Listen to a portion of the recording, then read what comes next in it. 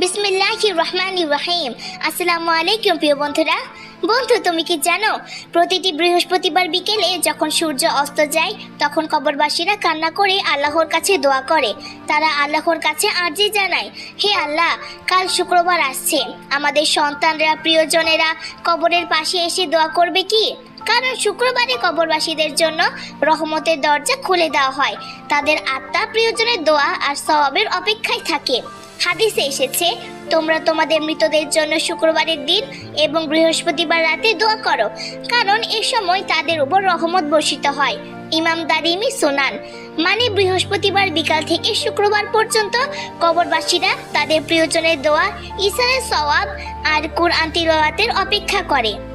তাহলে বন্ধু, যখন বৃহস্পতিবার বিকেল আসবে, শুধু দুনিয়ার ব্যস্ততা নয়, এক মুহূর্ত সময় নিয়ে কবরবাসীদের কথা মনে করো। হয়তো তোমার মা বাবা, দাদা দাদি বা কোনো প্রিয়জনে কবরের নিচে শুয়ে তোমাদের অপেক্ষায় আছে। আসসালামু আলাইকুম রহমতুল্লাহ।